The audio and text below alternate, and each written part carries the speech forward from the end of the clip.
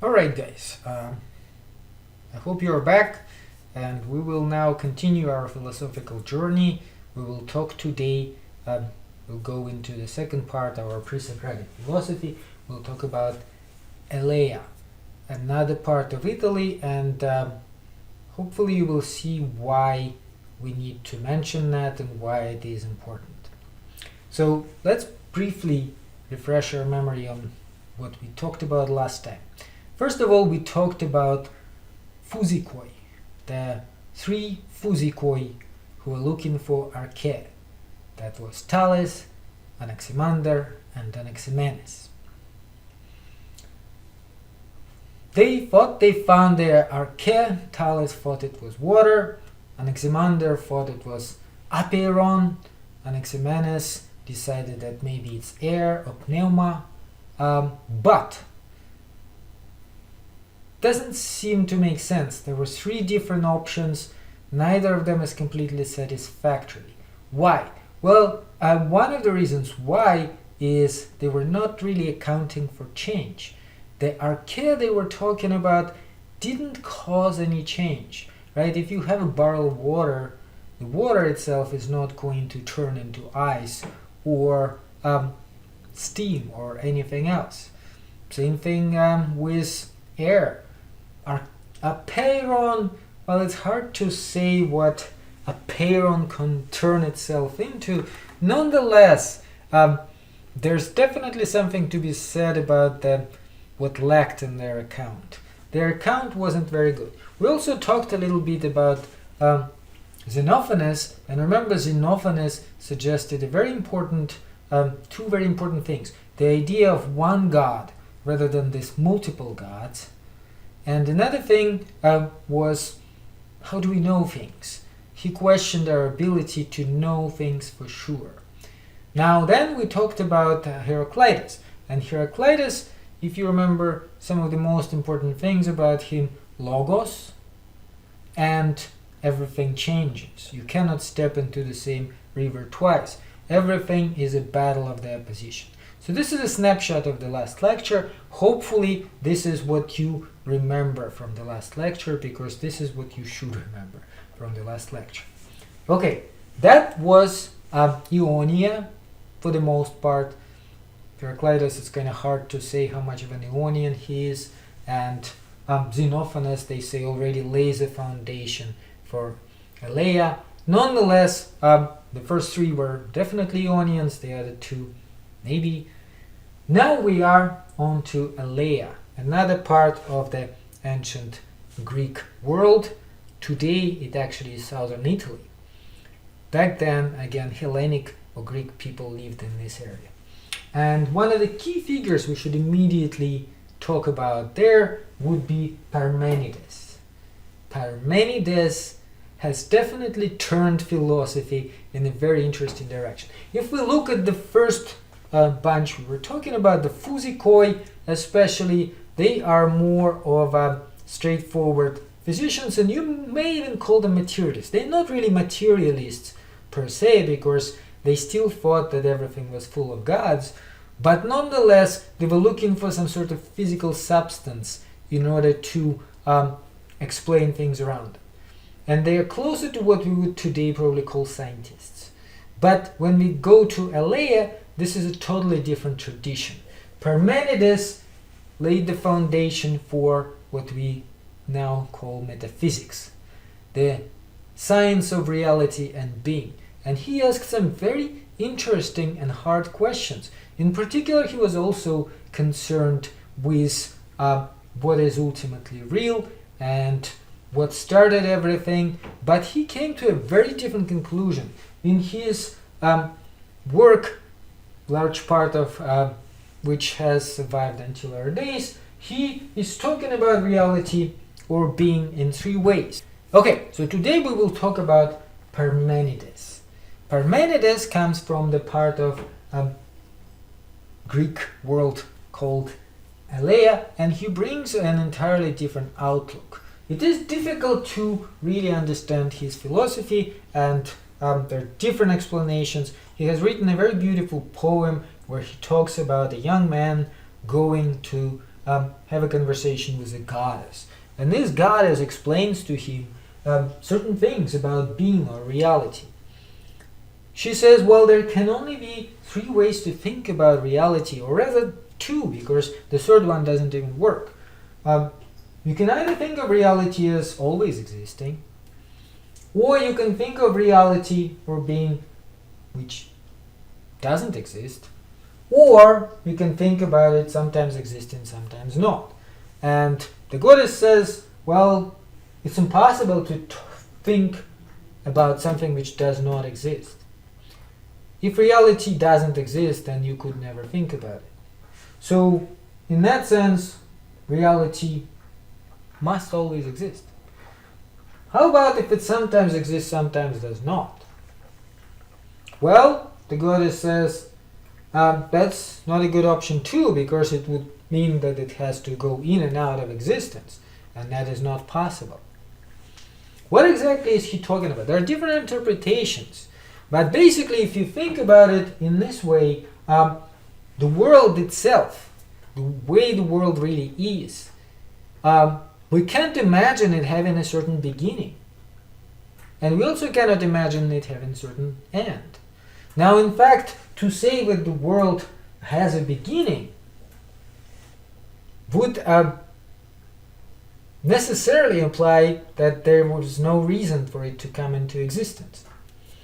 Now, you know that in religious explanation, the way the Bible says that God created the world, right? So you can say, well, that's how the world had a beginning. But that's because you never asked the question, where did God come from? What created God? And the typical answer to this would be nothing. God always existed. Then you can say, well, okay, if God is the cause of the world and God always existed, then of course that means the world in a sense always existed too. It was kind of God before he created the world. So it must have been already there in some sense. But the way ancient Greeks were thinking about it is a little bit different. Nonetheless, the idea is similar, that reality itself must have always existed. It could not have come from some source. It also cannot go in and out of existence periodically. So, what implications does it really have if you think about it in this way? If reality always existed? Well, there are several important implications here. So the implications are, first of all, it means it was not born, it was not created. The reality must always have been there. Number 2, it will not die. It cannot end at any point. More interestingly still, third implication Parmenides is making, it is whole and undividable. You cannot divide the reality. If you could divide it, what would mark the division? Number 4, it's unchangeable and unmovable. This is some of the most interesting implications he has. There's a lot of disagreement about that. Nonetheless, we can see a little bit better what he means by all this stuff when we talk about Zeno. So, and the last implication, it must be complete, so there's really nothing better which can come out of it. Seems very strange to us. Nonetheless, according to Parmenides, based on the way especially previous philosophers thought about reality, this kind of implication should come out inevitably. Reality must always exist. It cannot pop in and out of existence, and it certainly cannot not exist. We can't even think about reality not existing. But if it does exist, all this implication must follow. Now, when it comes to Zeno, remember, came up with these paradoxes, and the point of them was actually to prove that Parmenides was right.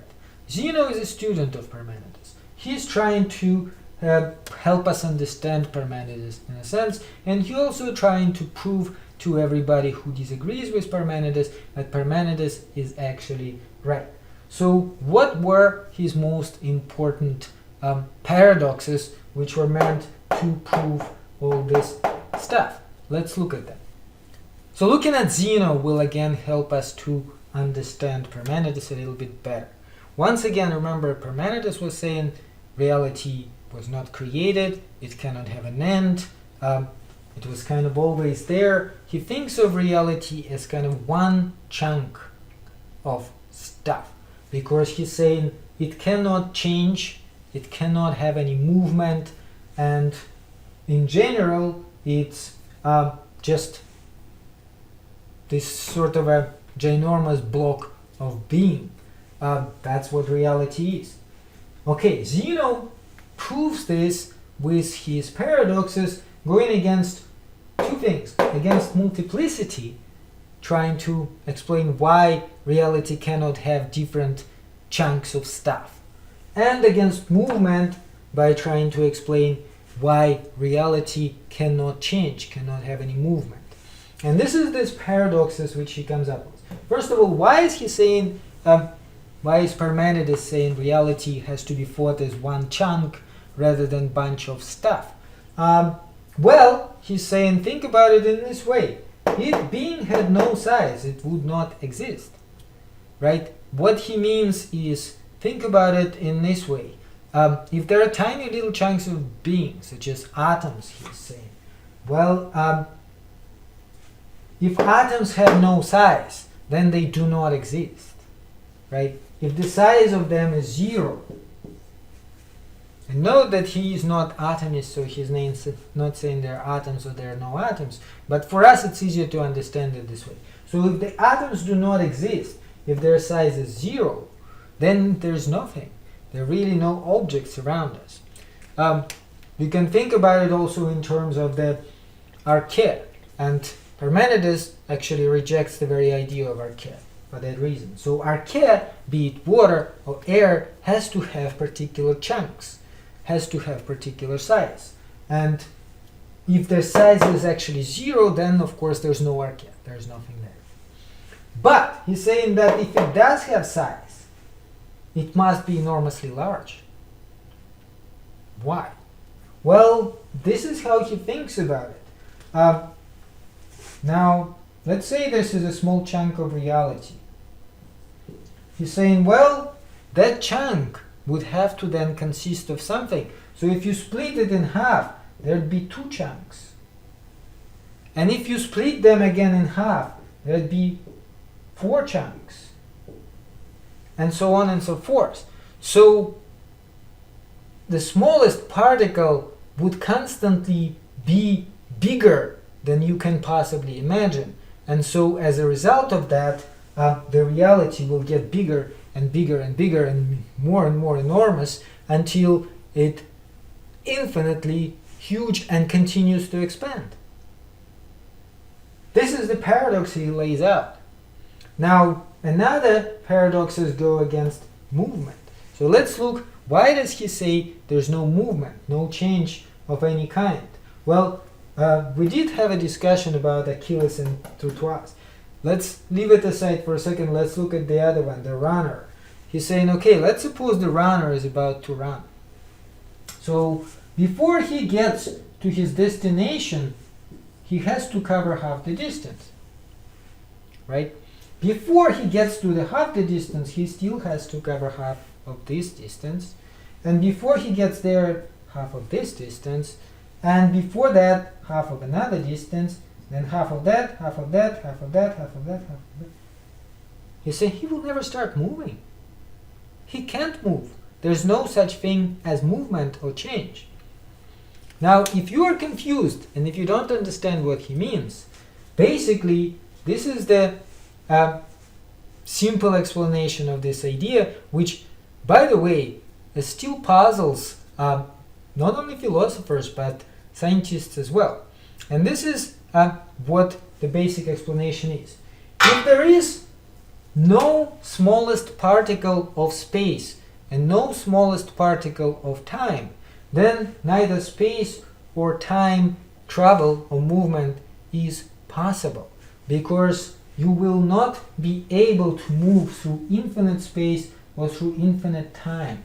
You will be kind of falling into that infinite hole of infinite division. What you need is the smallest chunk, a quantum, which is what quantum physics, by the way, addresses. And that smallest chunk then will help you to explain all these things. This is how microphysics actually looks at reality. But there's a problem with that, because if you take it to macrophysics, that no longer works. Macrophysics, physics which deals with universe as a whole and these grand laws of physics we all know, would not work with quantum physics. And they don't know how to reconcile them. That actually is a problem today too. And the reason again is this. If there is a smallest particle of reality, that makes all this stuff go away. All these paradoxes which he's talking about actually do kind of go away. This one is not even very good one, but this one still, of course, stays. But here note that we assume that there is no smallest particle. This is the size is 0. So the size must be something. We must have the smallest particle, be it a string, an atom, or whatever else. However, again, that will create the problem of its own. Even the most common sense problem you can think about. If there is the smallest particle of reality, if there is this smallest chunk, be it some sort of archaea. Now, for one thing, how come you cannot divide it? What does it even mean? What does it mean, the smallest amount of time? That means if you slow it down enough, you will see time to stop somehow. You will see these little divisions between time now and time in the future and time in the past, like little grains of time. Or with space, like we cannot think of you can think about the smallest chunk of an atom or something which the marker consists in, but think about smallest amount of space. Now that doesn't seem to make very much sense, and it creates a whole lot of other problems, mathematically and physically. But quantum physics actually does assume that there is a smallest chunks which can no longer be divided.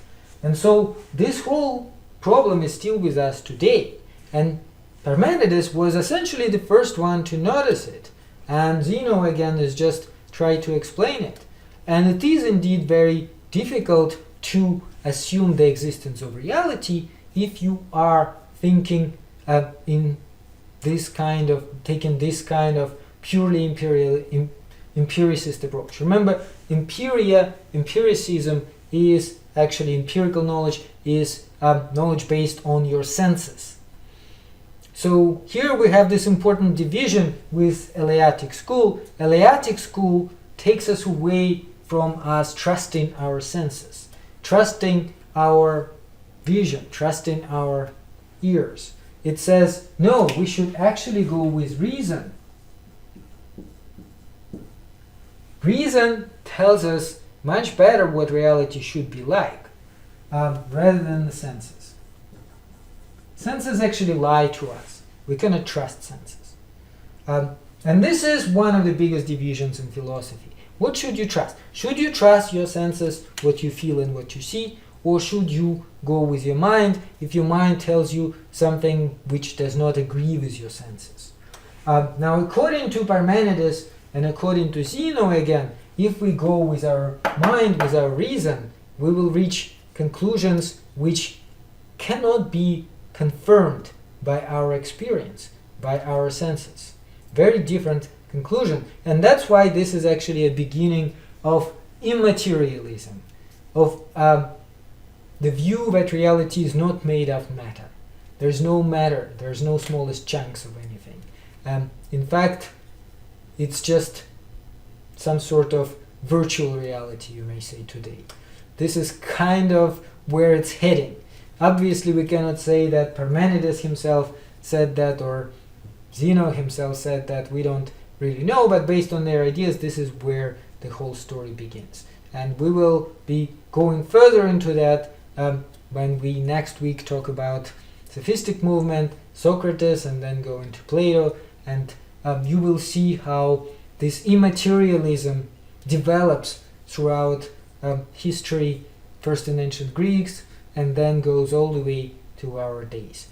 Okay, I hope that kind of gave you an idea. We'll talk in more detail tomorrow when we have a discussion this Wednesday, and then hopefully you can watch the discussion. If you didn't understand something here, maybe discussion will help a little bit better. But this is essentially the beginning of metaphysics, the beginning of a deeper view of reality, which is more philosophical than what we talked about last time.